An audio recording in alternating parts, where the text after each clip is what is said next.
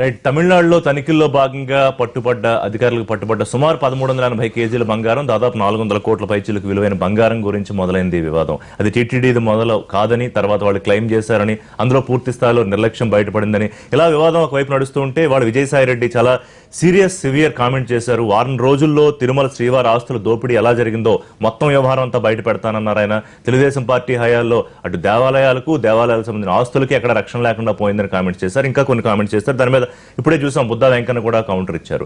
So అంటే ఏదో ఒక వివాదంలో అప్పుడప్పుడు టీటీడీ సంబంధించి వివాదాలు బయటకు వస్తూ ఉంటాయి. కానీ ఈసారి బంగారం వివాదం పూర్తి స్థాయిలో ఇటు రెండు పార్టీలు రాజకీయం చేస్తున్నాయా అనేది ప్రధానమైన అంశం. దీని గురించి వాళ్ళు మనం చర్చిద్దాం. మనతో పాటు డిబేట్ లో జాయిన్ అవుతున్నారు రవిచంద్రారెడ్డి గారు, వైఎస్ఆర్సీపీ ముఖ్య అధికార ప్రతినిధి, అలాగే సిహెచ్ రామకోటయ్య గారు వైజాగ్ నుంచి లైవ్ లో అందుబాటులో వస్తున్నారు, ఏపీ దేవాదాయ శాఖ సలహాదారుగా ఉన్నారు, అలాగే భానుప్రకాష్ గారు బీజేపీ టీటీడీ బోర్డు మాజీ మెంబరు, వారు కూడా లైవ్ లో జాయిన్ అవుతున్నారు. నమస్తే భానుప్రకాష్ గారు, రామకోటయ్య గారు.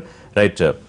రవిచంద్ర రెడ్డి గారు నమస్తే అండి. సో ఏంటంటే ఈ వివాదం మనం చూస్తున్నాం గత 4-5 రోజులుగా బంగారానికి సంబంధించి ఇంత పెద్ద మొత్తంలో బంగారం అంటే ఏపీలో ఎన్నికలు అయిపోయాయి అనుకోండి, కానీ దేశవ్యాప్తంగా ఎన్నికలు జరుగుతున్న సమయంలో కోడ్ అమల్లో ఉండగా ఎక్కడ బంగారం వెళ్ళినా డబ్బులు వెళ్ళినా తనిఖీలు జరుగుతూ పట్టుకుంటూ ఉంటారు. కానీ ఒకవేళ తనిఖీల్లో దొరక్కపోతే ఇది ఎక్కడికో వెళ్ళిపోయేదన్న అనుమానం ఏమిటి? అది ఎక్కడికి వెళ్ళిపోతుంది? ఏం జరుగుతుంది దీని వెనకాల?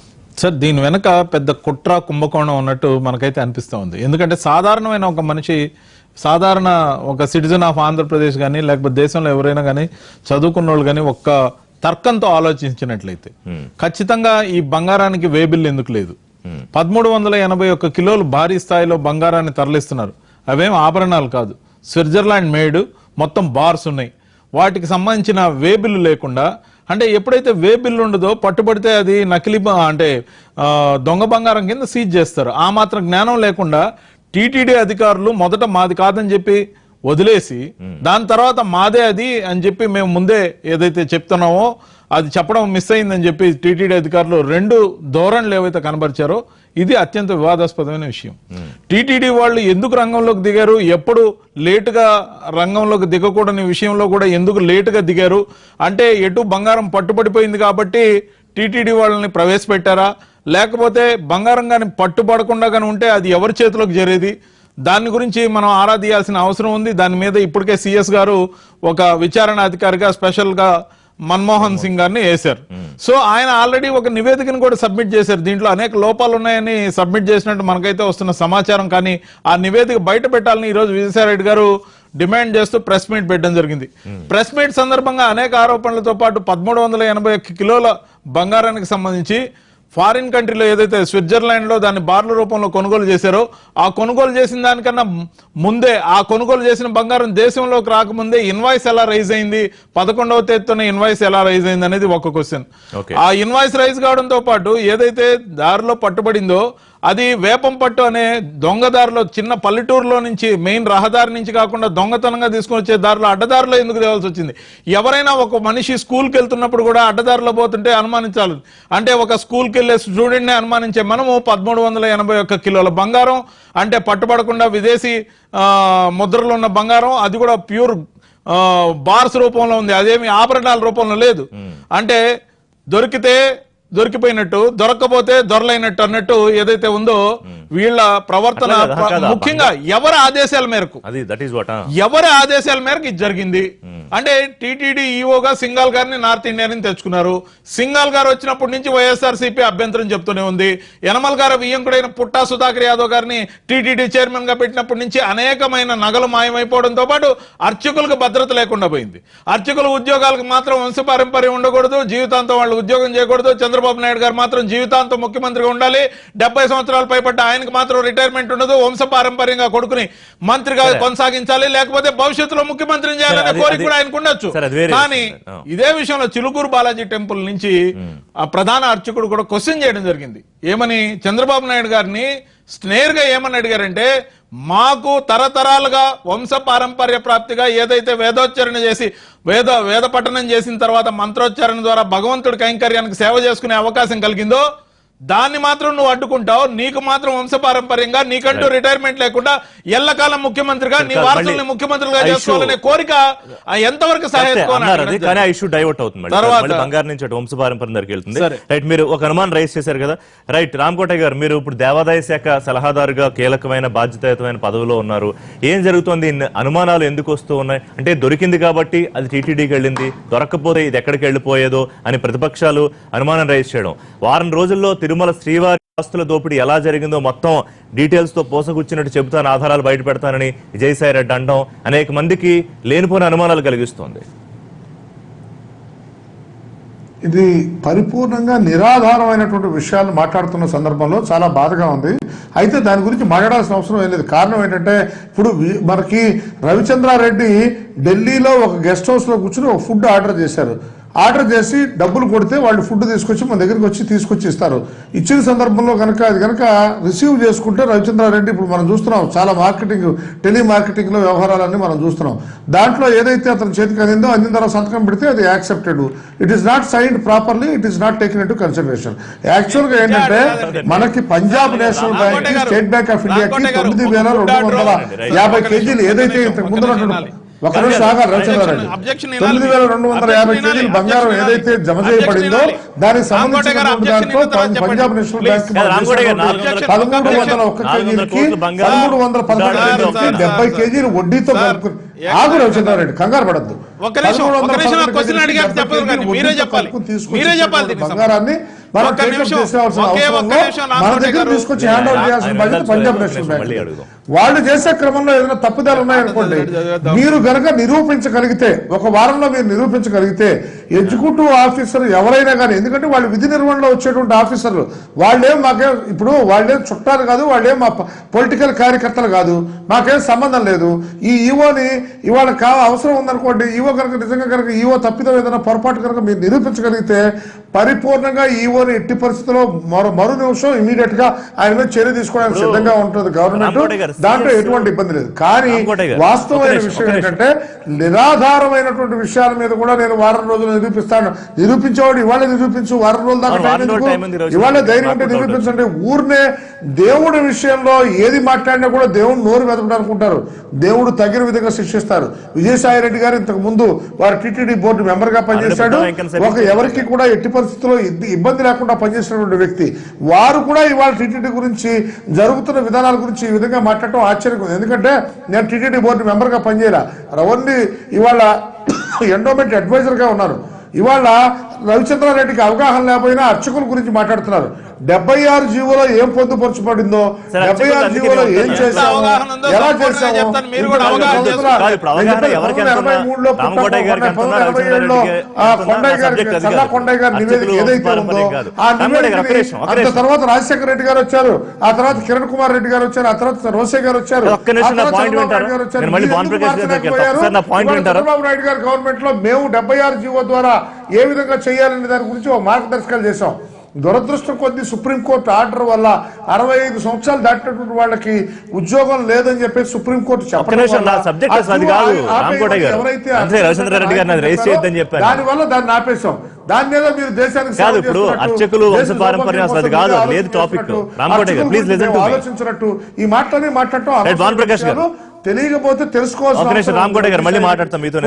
భానుప్రకాష్ గారు, మీరు టీటీడీ బోర్డు మెంబర్ గా పనిచేస్తున్నారు. సో తిరుమల విషయాలు మాట్లాడటం తప్పు దేవుడి విషయంలో. ఒక నిమిషం రామకోట గారు, ఒక నిమిషం. Thank you. రైట్, భానుప్రకాష్ గారు, ఆ వ్యవహారం ఎలా ఉంటుంది? ఆ ప్రొసీజర్స్ ఏంటి? ఎట్లా వెళ్తాయి? ఆ బంగారాలు మళ్ళీ తిరిగి ఎట్లా వస్తాయి? ఇందులో బ్యాంకుల బాధ్యత ఎంత, ఈ టీటీడీ బాధ్యత ఎంత? ఇవన్నీ కూడా మీకు ఎంతో కొంత ఖచ్చితంగా అవగాహన ఉండి ఉంటుంది, మీరు బోర్డు మెంబర్గా పనిచేస్తున్నారు కాబట్టి. సో నిర్లక్ష్యం జరిగింది అని ఐటీ శాఖ కూడా అధికారులు అభిప్రాయపడ్డారని కూడా ఒకవైపు వస్తుంది. రెండో వైపు పొలిటికల్ కామెంట్స్, అంటే ఖచ్చితంగా ఏదో జరిగిపోతుంది తిరుమలలో అని ఇప్పుడు వైసీపీ ఒక కామెంట్ ఏదైతే చేస్తుందో, ఒక వారం రోజుల్లో మొత్తం ఆధారాలతో బయట పెడతామని ఏదైతే అంటుందో, దాన్ని ఎట్లా చూస్తున్నారు మీరు? ప్రపంచంలోనే అతి పెద్ద హిందూ ధార్మిక క్షేత్రం తిరుమల తిరుపతి దేవస్థానం. కోట్లాది మందికి ఆరాధ్య దైవం వెంకటేశ్వర స్వామి. దయచేసి నేను ఎన్టీవీ ద్వారా అందరికీ చేతులెత్తి దండం పెట్టి అడుగు చెప్తున్నా, రాజకీయం కోసం భగవంతుని లాగద్దండి. దయచేసి రాజకీయాలు ఏదైనా ఉన్నా, రాజకీయ విమర్శలు ఏదైనా చేసుకోవాలన్నా, నిజంగా అక్కడ తప్పు జరిగితే అందరం కలిసి మాట్లాడదాం. అన్ని పార్టీలు వేరైనా, అజెండాలు వేరైనా, మనకు ముఖ్యం ఏంటంటే వెంకటేశ్వర స్వామి. ఈ రోజు భానుప్రకాష్ ఉంటాడు, లేకపోతే రేపు ఎన్టీవీ ఉంటుంది, కానీ కొన్ని యుగాల వరకు వెంకటేశ్వర స్వామి ఆ ఇన్స్టిట్యూషన్ బాగుండాలంటే లేనిపోని అబద్ధాలని ప్రజల్లోకి తీసుకుని వెళ్ళి ఏమో జరిగిపోయింది, ఏమో జరగబోతుంది అని చెప్పి అలాంటి ధోరణితో ఈరోజు వెంకటేశ్వర స్వామిని ఈ వివాదాల్లోకి లాగుతున్నారని చెప్పి నాకు అనిపిస్తోంది. ఎందుకంటే నిన్న జరిగినటువంటి సంఘటన, నేను మీ ద్వారా నేను శ్రీవారి భక్తులు కూడా కొన్ని పాయింట్స్ చెప్పదలుచుకున్నాను. నిన్న జరిగినటువంటి సంఘటనలో 3 సంవత్సరాల ముందు 1311 కేజీలు బంగారాన్ని పంజాబ్ నేషనల్ బ్యాంక్ కి గోల్డ్ స్కీమ్ ద్వారా మిడిల్ టర్మ్ డిపాజిట్ ద్వారా డిపాజిట్ చేయడం జరిగింది. దీనికి మనకు 1.75% రేట్ ఆఫ్ ఇంట్రెస్ట్ టీటీడీకి వస్తూ దాన్ని ధన రూపంలో కాకుండా బంగారు రూపంలోనే తిరిగి చెల్లించే ప్రక్రియ అగ్రిమెంట్ అయింది. 1311 ప్లస్ ఈ మెచ్యూరిటీ 70 కేజీలు 1381 కేజీలు బంగారాన్ని మెచ్యూరిటీ అయింది అని చెప్పి టీటీడీ వారే లేఖ రాయడం జరిగింది పంజాబ్ నేషనల్ బ్యాంక్ కి మార్చిలో. మీరు మా బంగారాన్ని మాకు హ్యాండ్ ఓవర్ చేయండి అని. వాళ్ళు కూడా ఏప్రిల్ 18వ తేదీ హ్యాండ్ ఓవర్ చేస్తామని చెప్పి అక్కడి నుంచి వారికి మళ్ళా లెటర్ రావడం జరిగింది. ఈ లెటర్ వీరు టీటీడీ వారు చెప్పారు, పంజాబ్ నేషనల్ బ్యాంక్ ఇచ్చారు. కానీ అగ్రిమెంట్లో ఏముందంటే మొత్తం బాధ్యత ఏ బ్యాంక్, ఇప్పుడు సపోజ్ ఎస్బీఐలో దాదాపు 5300 కేజీలు ఉంది, ఈ పంజాబ్ నేషనల్ బ్యాంక్ లో 1300 ఉంది, ఇండియన్ ఓవర్సీస్ బ్యాంక్ లో మిగతాది ఉంది. ఎవరు దీనికి మళ్ళా టీటీడీ కూడా దీనికి సెక్యూరిటీ తీసుకుని వెళ్ళేదానికి ఇక్కడ నుంచి బంగారు హుండీలు వేసే కానుకలు మింటికి తీసుకుని వెళ్తారండి. ముంబై మింటికి తీసుకుని వెళ్ళి అక్కడ దాన్ని బార్స్ చేస్తారు. ఆ బార్స్ ని బ్యాంక్ లో డిపాజిట్ చేస్తారు. 2000 సంవత్సరం ముందు మొత్తం తిరుమల తిరుపతి దేవస్థానం ట్రెజరీలో ఉంది. 2000 సంవత్సరం నుంచి ఈ ప్రక్రియ స్టార్ట్ అయింది. ఇలాంటి బార్స్ చేసి దీన్ని ఏదైనా బ్యాంకుల్లో భద్రపరిచే ప్రక్రియ స్టార్ట్ అయింది. ఈ ప్రక్రియలో భాగంగా పంజాబ్ నేషనల్ బ్యాంక్ పూర్తిగా అధికారులు నిర్లక్ష్యంగా వ్యవహరించారు. ఎందుకంటే మీ బ్యాంక్ గైడ్ లైన్స్ ప్రకారం 50 లక్షల రూపాయలు ధనాన్ని గాని బంగారాన్ని కానీ ఏదైనా తరలించేటప్పుడు తీసుకోవాల్సిన జాగ్రత్తలు, దాదాపు 400 కోట్ల రూపాయల్ని తరలించేటప్పుడు ఎందుకు జాగ్రత్త తీసుకోలేదు? సరైన సెక్యూరిటీ లేదు, డాక్యుమెంట్స్ లేవు. అక్కడి నుంచి ఫోన్ చేసినప్పుడు, పోనీ ఎన్నికల కమిషన్ దాన్ని సీజ్ చేసి అక్కడి నుంచి టీటీడీ అధికారులకు ఫోన్ చేసినప్పుడు మీరు పరస్పరం ఉత్తరాలు రాసుకున్నారు కదా, మా బంగారం మాకు హ్యాండ్ ఓవర్ చేయండి అని చెప్పి టీటీడీ నుంచి ఉత్తరం వెళ్ళింది. వాళ్ళకు బంగారం తరలిస్తున్నారని మీకు తెలుసు.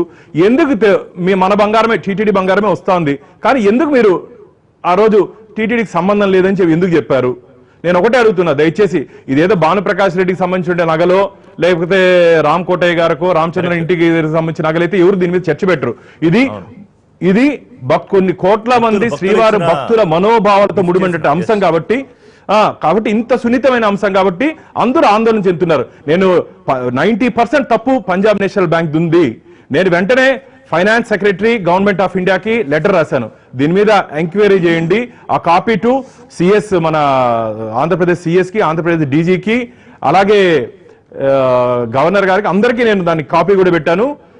సిఎండి పంజాబ్ నేషనల్ బ్యాంక్ కూడా పెట్టాను. ఇది ఎందుకు చెప్తున్నా అంటే ఇంత నిర్లక్ష్యంగా ఎందుకు ఉన్నారో నాకైతే అర్థం కావట్లేదు. ఒకటి ఖచ్చితంగా నిర్లక్ష్యం అనేది ఒకటి కనిపిస్తోంది. వైసీపీ ఏదైతే ఆరోపణలు చేస్తుందో, ఈ బంగారం ఆ 17వ తారీఖు అర్ధరాత్రి తమిళనాడు పోలీసులు ఎవరైతే ఆ ఫ్లయింగ్ స్క్వాడ్ తనిఖీల్లో దొరికింది కాబట్టి టీటీడీకి వెళ్ళింది, దొరక్కపోతే ఆ బంగారం ఎక్కడికి వెళ్ళిపోయేదన్న చాలా చాలా కీలకమైన పాయింట్ ఒకటి రేస్ చేస్తున్నారు. అంటే ఎన్నో అనుమానాలు. వారం రోజులు తిరుమల శ్రీవారి, నేను అడుగుతున్నాండి, చెప్పండి, పంజాబ్ నేషనల్ బ్యాంక్ ఒక నేషనలైజ్డ్ బ్యాంక్. అది ఏదో మామూలు ఎవరన్నా స్మగ్లర్స్ తరలిస్తే, ఎవరన్నా దాన్ని ప్రశ్నిస్తే దాంట్లో అనుమానాలు ఉంది. బ్యాంక్ తరలించేటప్పుడు ఇలాంటి అనుమానాలని లేవనెత్తడం అది వారి విజ్ఞతకే వదిలేస్తున్నాను. ఎందుకంటే అది టీటీడీ నుంచి కమ్యూనికేషన్ జరిగింది. ట్రాన్స్పోర్ట్ జరిగేటప్పుడు ఖచ్చితంగా నిర్లక్ష్యంగా పంజాబ్ నేషనల్ బ్యాంక్ అధికారులు వివరించినారు. దాని సంఘటన జరిగిన తర్వాత టీటీడీ వ్యవహరించిన తీరు కూడా భక్తులకి ఆందోళన చెందుతోంది. ఆ రోజు వారు రాత్రి ఫోన్ చేసినప్పుడు ఎలక్షన్ కమిషన్ నుంచి కానీ అక్కడ సీజ్ చేసిన ఐటీ అధికారులు కానీ ఫోన్ చేసినప్పుడు టీటీడీ అధికారులు సరైన స్పందన ఇవ్వలేదని చెప్పి నాకు కూడా విదేశాల నుంచి కూడా ఫోన్లు వస్తున్నాయి. ఎందుకు ఇంత నిర్లక్ష్యం ఉంది టీటీడీ అని. నేను అందుకనే దీని మీద పూర్తి స్థాయిలో విచారణ, ఈ రోజు మన్మోహన్ సింగ్ గారు విచారణ స్పెషల్ సెక్రటరీ గారు విచారణ చేసిన తర్వాత సిఎస్ గారికి మొత్తం రిపోర్ట్ పెట్టారు. మేము మీ ద్వారా డిమాండ్ చేస్తున్నాం, వెంటనే దాన్ని రేపే భక్తుల ముందు పెట్టాల్సిన బాధ్యత రాష్ట్ర ప్రభుత్వం మీద ఉంది. ఇంకెందుకు నేను కామెంట్ చూస్తాను, విజయసాయి రెడ్డి గారిది, బుడ్డా వెంకన్న గారిది. మరీ దారుణం ఏందండి, బంగారు కిరీటాలు మాయమైపోయినాయని చెప్పి, వజ్ర కిరీటాలు మాయమైపోయాయని చెప్పి మీరు ఏదైనా ఆరోపణ చెయ్యాలంటే ఆధారాలతో చేయండి. దయచేసి వెంకటేశ్వర స్వామిని అడ్డం పెట్టుకునేసి మన పేపర్ల హెడ్లైన్స్ కోసమో, న్యూస్ పేపర్ల హెడ్లైన్స్ కోసమో మాత్రం ఎవరు మాత్రం విమర్శలు చేయొద్దని నేను ఎన్టీవీ ద్వారా అందరూ ఒక నిమిషం రామగౌడ గారు మీ దగ్గరికి వస్తాను. నేను ఒక 2-3 ప్రశ్నలు ఉన్నాయి. రజేంద్ర రెడ్డి గారు నాకు ఈ ఆన్సర్ చెప్పండి. వారం రోజుల్లో బయట పెడతానంటున్నారు, ఎందుకు వారం రోజులు టైం తీసుకోవాలనుకుంటున్నారు? రెండోది, మీరు చేస్తున్న ఎలిగేషన్స్ అన్నిటికీ ఆధారాలు ఉన్నాయి. ఎందుకంటే చాలా కీలకమైన స్థానంలో ఉన్న, అంటే తిరుమల, ఇప్పుడు భానుప్రకాష్ గారు చెప్పినట్టు ఆయననే కదా, అందరికీ తెలిసిన విషయమే కదా తిరుమల ఉన్న ప్రాముఖ్యత కానీ, శ్రీవారికి ఉన్న ప్రాముఖ్యత కానీ. అలాంటి ప్లేస్ లో అరాచకాలు, అక్రమాలు జరుగుతున్నాయని మీరు కామెంట్ చేసినప్పుడు, దేశవ్యాప్తంగా దేవుడికి సంబంధించిన రాష్ట్ర వ్యాప్తంగా ఆస్తుల దోపిడీ అన్ని దేవాలయాలు జరుగుతోందని కామెంట్ చేసినప్పుడు దానికి సంబంధించిన ఆధారాలు మీ దగ్గర పక్కాగా ఉన్నాయా? మేము ఆరోపణ చేస్తే అల్లటప్పక ఆరోపణ చేసే స్థాయిలో చేయము. ఒకటి, రాజకీయం కోసం ఇప్పుడు ఆరోపణ చేయాల్సిన ఆవశ్యకత అసలే లేదు. ఆంధ్రప్రదేశ్లో ఎలక్షన్ అయిపోయింది, కౌంటింగ్ జరగాల్సి ఉంది. రాజకీయంగా లబ్ధి కోసం చేసే ఆరోపణ మాత్రం కానే కాదు. ఒకటి, టీటీడీకి సంబంధించిన మాకున్న బాధ అంతా ఏంటంటే, ఇన్ని కోట్ల మంది ప్రజల మనోభావాలను దెబ్బతీస్తున్నారు. గతంలో భానుప్రకాష్ గారు మీరు కూడా టీటీడీ బోర్డు మెంబర్గా ఉన్నారు, కానీ మీరు ఇప్పుడు ఇచ్చిన కంప్లీట్ స్టేట్మెంట్ ఏదైతే ఉందో టీడీపీ వర్షన్ని పూర్తిగా రిప్లికా లాగా ఉంది. ఎందుకంటే మీరు దాన్ని ఏ విధంగా సమర్థించారంటే, పంజాబ్ నేషనల్ బ్యాంకు ఏదైతే తప్పిదం చేసిందో వాళ్ళ నిర్లక్ష్యం పూర్తిగా కనపడుతుంది అన్నారే కానీ టీటీడీ జోలికి పోలేదు. అంటే మీరు ఒకప్పుడు టీటీడీ బోర్డు మెంబర్ ఒక్క నిమిషం ఉందన్నారు సంతోషం. వినండి సార్, నేనేమి విపరీతంగా ఆరోపణలు చేసి మీ మీద బురద జల్లాలని ఏం లేను. ఎవరం మాట్లాడినా కూడా టీటీడీకి సంబంధించి భక్తుల మనోభావాలు దెబ్బతినకుండా ప్రజలందరికీ న్యాయంగా ఏదైతే దేవుడి సొమ్ము దేవుడికి చేరాలి, అంతేగాని దొంగదారిలో పోకూడదు, వేబిల్లులు లేకుండా పోకూడదు. అది కాకుండా ఎలక్షన్ కోడ్ అమల్లో ఉన్న క్రమంలో ఇంత విఘ్నత కలిగి చదువు సంధ్య కలిగిన వాళ్ళకే కదా ఉద్యోగాలు ఇస్తారు. ఈ విధంగా బ్యాంకు ఉద్యోగస్తులు ఏం చదువురాని వాళ్ళ, చట్టం తెలియని వాళ్ళ, లేకపోతే టీటీడీ ఈవో ట్రాన్సాక్షన్స్ ఏవైతే చేశారో సకాలంలో ఎందుకు స్పందించలేదు? అంతేకాకుండా గతంలో గోవిందరాజుల ఆలయంలో ఏదైతే కిరీటాలు చోరీ జరిగాయో వాటిని ఏదో మామూలుగా ఒక పిక్ పాకెటర్లు చేసే లాంటి వాళ్ళ స్థాయిలో ఉన్న వాళ్ళని ఒక 2-3 బలిపశువులను చేయాలన్న ఆలోచనలో ఇప్పుడు పట్టుబడ్డప్పటికీ ఏదైతే తతంగం అంతా ఎవరు ఈ వీటి అన్నిటికీ కూడా చట్ట ప్రకారం దాని ప్రక్రియను జరగనీయకుండా అడ్డం పడుతున్నారు, ఎవరు మసిబూసి మారేడుకాయ చేసే ప్రయత్నం చేస్తున్నారు ఎవరు అనేది తేలాలి. మీ అనుమానాలు ఎవరి మీద? అనుమానాలు ఎవరంటే అధికార పక్షం, లేకపోతే పుట్టా సుధాకర్ యాదవ్ గారి పర్యవేక్షణలో ఏమన్నా జరిగిందా, లేకపోతే ఇప్పుడు పోర్టు దగ్గర తవ్వకాలు జరిగినాయి, దాని మీద మేము అబ్జెక్షన్స్ రైజ్ చేసాం, దాని మీద ఎంక్వైరీ కోరాం, ఏమన్నా జరిగిందా సార్? అంతేకాదు, ఈ రోజు రామకోటయ్య గారు ఒక గౌరవనీయమైన పదవిలో ఉన్నారు, ఎండోన్మెంట్ సలహాదారుగా ఉన్నారు. ఆయన సలహాదారుగా దానికి న్యాయం చేయాలని నేను కోరుకున్నా. కానీ ఆయన వచ్చిన తర్వాత కూడా ఒక సలహాదారుగా 40కి పైగా గుళ్ళు కూలగొట్టారు విజయవాడ సరిహద్దుల్లో. ఏదేంటి రోడ్లని, అది ఎంక్రోచ్మెంట్ అని అన్ని మంచిదే, కూలగొట్టింది పబ్లిక్ కాజ్ కోసం. ఆ రోజు ఏం చెప్పారండి? అంతేకాదు కొన్ని మసీదులు కూడా దాంట్లో ధ్వంసమైనాయి. మరి ఇవన్నిటినీ మళ్ళా పునర్నిర్మిస్తాం, పక్కన ఇంత దూరంలో నిర్మిస్తామని కనీసం ఒక గుడి కట్టారా? రామకోటయ్య గారు దైవానికి సంబంధించిన దాంట్లోనే ఇంత మోసం చేస్తే మీరే అన్నారు ఇందాక, ఎవరు పాపం చేశారో వాళ్ళకి దేవుడి శాపం తగులుద్దని. ఖచ్చితంగా తగలాలనే మేము కోరుకుంటున్నాం. ఎందుకంటే ఎవరు ద్రోహం అన్నమాట రిపీట్ చేస్తున్నాను. ఆయన ఒక ఎండోమెంట్ సలహాదారుగా ఒక్క మాట సమాధానం చెప్పమనండి. 40 పైగా గుళ్ళు, ఓ 3-4-5 మసీదులు కూలగొట్టారు కదా, ఆ వాటిలన్నింటినీ పునర్నిర్మిస్తా ఉన్నారు. ఎంక్రోచ్మెంట్ కోసం కంపల్సరీ అయింది, కూలగొట్టేటప్పుడు అబ్జెక్షన్స్ రైజ్ అయినాయి. అంటే ఒక్క దగ్గర కూడా ధర్మానికి రక్షణ లేకుండా పోయింది అంటున్నాం మేము. అది టీటీడీ కావచ్చు, ఇది ఇక్కడ కావచ్చు. ఇకపోతే వారం రోజుల వ్యవధి ఎందుకు కోరాల్సి వచ్చిందంటే, మా దగ్గర ఉన్న ఆధారాలు అవన్నీ సమీకరించుకున్న తర్వాత క్రాస్ వెరిఫికేషన్ చేసుకుంటే మేము పబ్లిక్ కి ముందు పెట్టాం. ఎందుకంటే ఆరోపణ చేసిన దానికి మా దగ్గర దాదాపు ప్రాథమిక ఆధారాలు ఉన్నాయి. ప్రాథమిక ఆధారాలు ఉన్నాయి. ప్రాథమిక ఆధారాలకి కోట్ల మంది భక్తుల మనోభావాలకు సంబంధించిన విషయం సార్, అంత తేలిగ్గా తప్పించుకోలేరండి. ఈ ప్రభుత్వానికి సంబంధించిన పెద్దలు ఎవరైతే ఉన్నారో, ఎవరెవరి హస్తాలు ఉన్నాయో మా దగ్గర ప్రాథమిక ఆధారాలు ఉన్నాయి. ప్రాథమిక ఆధారాలకి మరికొన్ని ఆధారాలు, నిర్దిష్టమైన ఆధారాలు సేకరించడానికి వారం రోజులే కదా అడిగారు. దాంట్లో తప్పే ఉంది. నిజాలు బయట వస్తే ఎవరికైనా అబ్జెక్షన్ ఉండాల్సిన అవసరం ఏముంది? నిజాలు బయట రావడంతో పాటు మేము ఈ రోజు ఇంకొకసారి కూడా అడుగుతున్నాం, భానుప్రకాష్ గారు కూడా అడుగుతున్నారు. ఇదే విధంగా రామ్కోటే గారు కూడా అడగాలి, సిఎస్ గారిని, మన్మోహన్ సింగ్ గారి నివేదికని బయట పెట్టాలని చెప్పి ఖచ్చితంగా అడగాలని డిమాండ్ చేస్తాం. ఒక బ్రేక్ తీసుకుందాం రామ్కోటే గారు. బ్రేక్ తర్వాత వెంటనే మీ దగ్గరికి వస్తాను. సరిగ్గా మళ్ళీ వచ్చే బుధవారానికి ఆధారాలతో రవిచంద్రారెడ్డి గారు లేకపోతే వైసీపీ అధికార ప్రతినిధి ఎవరో ఒకరు మళ్ళీ మన దగ్గరికి వస్తారు. ఆవేళ మళ్ళీ మాట్లాడదాం. అదే విజయసాయి రెడ్డి గారు మాట్లాడతారు అని స్టూడియోల గురించి చెప్తున్నారు. సో వాటి గురించి మాట్లాడదాం. కానీ ఈ లోపు వస్తున్న ప్రశ్నలకి దేవాదాయ సలహాదారుగా గౌరవమైన పదవిలో ఉన్న మీరు కూడా కొన్ని సమాధానాలు చెప్పాల్సిన అవసరం ఉంది. సిఎస్ కొద్దిసేపటి క్రితం చేసిన కామెంట్స్ గురించి కూడా. రైట్ రామ్కోటే గారు, బ్రేక్ కి ముందు మీ దగ్గర కొన్ని సమాధానాలు తీసుకోవాల్సిన అవసరం ఉందనుకున్నాం. ప్రశ్నలకి రవిచంద్రారెడ్డి గారు రేస్ చేసిన కానివ్వండి, వాళ్ళ నాయకులు విజయసాయి రెడ్డి రేస్ చేసిన కానివ్వండి, ఏదైతే వారం రోజుల్లోనో కొన్ని రోజుల్లో బయట పెడతా ఉంటున్న వాటికి పక్కా ఆధారాలు ఉన్నాయని చెప్తున్నారు. ఒకటి. రెండోది, ఇక్కడ నిర్లక్ష్యం ఎవరు జరిగింది అనే ఒక పాయింట్ తో పాటుగా సిఎస్ ఏదైతే కొంతసేపటి క్రితం చిట్ చాట్ చేస్తూ మాట్లాడారో ఆయన చాలా క్లియర్ గా ఆయన దగ్గర ఉన్న నివేదికగా ముఖ్యమంత్రికి పంపించిన నివేదిక గురించి మాట్లాడారు విలేకరులతో. అలాగే తరలింపు ప్రక్రియలో లోపాలు ఉన్నాయని సాక్షాత్తు ఆయనే ఒప్పుకున్న పరిస్థితి. సో ఇక తప్పు జరగలేదు అని చెప్పే అవకాశం కూడా లేదు. ఇందాక సోదరుడు ఎక్కడున్నా సరే బంగారం బంగారమే, రత్నం రత్నమే. ఇందాక మన భానుప్రకాష్ చాలా క్లియర్గా మాట్లాడారు ఒక విషయం. 90% ఎట్టి పరిస్థితుల్లో దీంట్లో పంజాబ్ నేషనల్ బ్యాంక్ తప్పు ఉందని చెప్పిన దాంట్లో నేను కూడా ఏకీభవిస్తున్నా. కారణం ఏంటంటే పంజాబ్ నేషనల్ బ్యాంక్ వాళ్ళు యాక్చువల్గా తీసుకొచ్చి మనకు అప్పచెప్పాల్సిన బాధ్యత మన మీద ఉంది. రెండోది, ఎవరైతే మీరు చైర్మన్స్ మీద కానీ బోర్డు మెంబర్ల మీద కానీ మీరు కనుక ఎవరైనా చేయదలుచుకున్నారో, ఇంతకుముందు విజయసాయి రెడ్డి గారు కూడా బోర్డు మెంబర్గా పనిచేశారు, అలాగే భానుప్రకాష్ కూడా బోర్డు మెంబర్గా పనిచేశారు. వెంకటేశ్వర స్వామికి అత్యంత భక్తి ప్రవృత్తులతో ఉన్నటువంటి వాళ్ళు మాత్రమే అవకాశం ఉన్న చోట అక్కడ పనిచేయడానికి ఆస్కారం ఉంటుంది. ఇప్పుడు నాకు అదృష్టం కొద్దీ నన్ను కొన్ని క్వశ్చన్స్ అడగటానికి, ప్రజలకి నేను చేసిన పని ఏంటో చెప్పడానికి నా మిత్రుడు రవిచంద్రారెడ్డి నాకు ఒక అవకాశం ఇచ్చారు. 45 గుళ్ళు విజయవాడలో పడగొట్టిన మాట వాస్తవం. ఆ గుళ్ళు పడగొట్టినటువంటి గుళ్ళని చంద్రబాబు నాయుడు గారిని నేను కూడా అడిగాను, అయ్యా మీరు నాకు ఒక పొజిషన్ ఇచ్చారు, కేబినెట్ ర్యాంకులో ఒక పొజిషన్ ఇచ్చారు, వీటన్నిటి గురించి ప్రజలు అడుగుతారు, ఏం చేద్దామండి అని అడిగితే వారు ఏమన్నారంటే, రామకోటయ్య ఎట్టి పరిస్థితుల్లో ఈ గుళ్ళు పునర్నిర్మాణం కోసం అని ఒక కమిటీని వేశాం, తప్పకుండా ఈ గుళ్ళు పునర్నిర్మాణ కార్యక్రమం చేస్తామని. రేపు అధికారం చేపట్టంగానే 100 రోజుల్లో ముందు ఈ 45 గుళ్ళు పునర్నిర్మాణం చేసే కార్యక్రమాన్ని, మొట్టమొదటి చేసే కార్యక్రమాన్ని చేయడంలో మేము ముందుంటాం. నాకు గవర్నర్ గారు ఇచ్చిన అవకాశం ఉంది కాబట్టి, గవర్నర్ గారు నన్ను ఈ పదవిలో నిర్మించారు కాబట్టి దానికి తగ్గట్టుగా తప్పకుండా ఎవరైనా సరే కమిటీ నేను ముఖ్యమంత్రికి ఇవ్వాల్సిన అవసరం ఉంది. గవర్నమెంట్ ఉద్యోగం కాబట్టి తప్పకుండా దీన్ని పరిగణలో తీసుకోవాల్సింది అవసరం ఉంది. ఎట్టి పరిస్థితుల్లో చంద్రబాబు నాయుడు గారు దీనికి సంబంధించిన విషయాల్లో ముందుకెళ్తారని నాకు నమ్మకం ఉంది.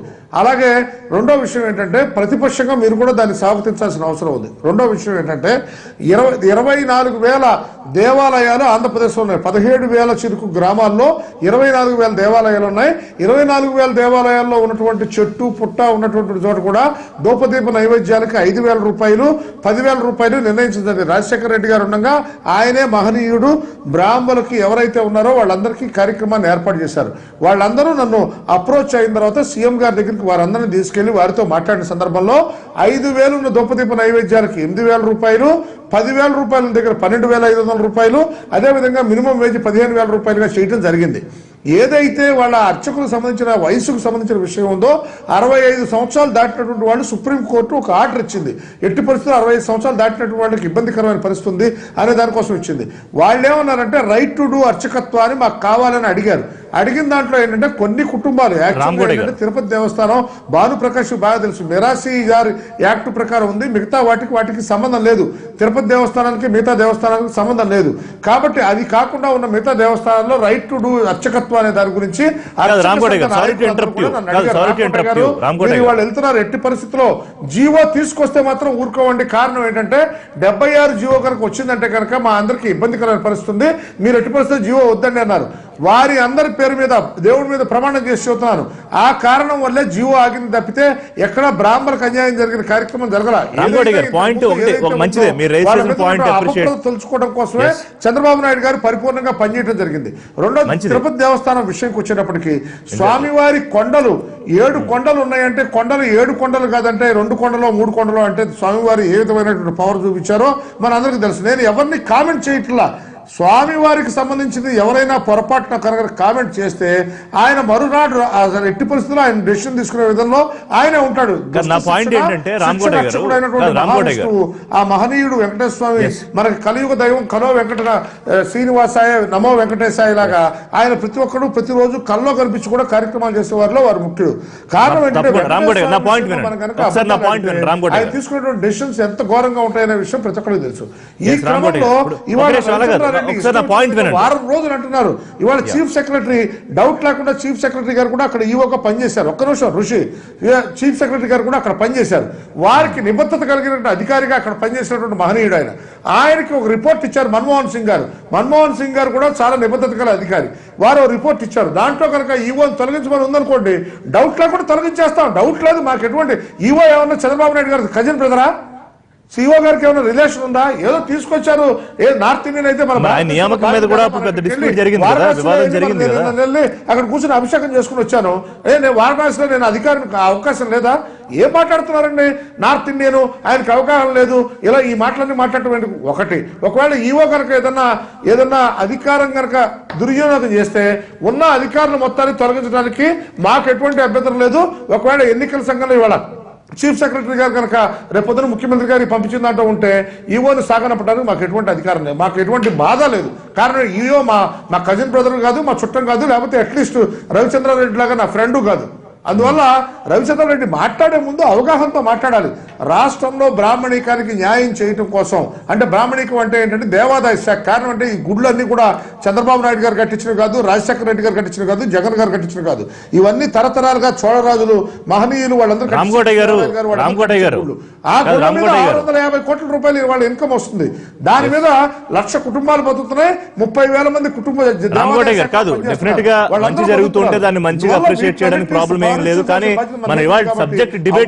చెవ్వాకులు మాట్లాడండి. దేవుడి మీద అవాకులు చెవ్వాకులు మాట్లాడారు. మన డిబేట్ సబ్జెక్ట్ వేరే. మీరు దేవాలయాలు అర్చకత్వం గురించి మాట్లాడుతున్నారు. నా పాయింట్ ఏంటంటే ఆంధ్రప్రదేశ్ లో ఉన్న దేవాలయాల్లో ఆస్తులు దోపిడీకి గురవుతున్నాయి.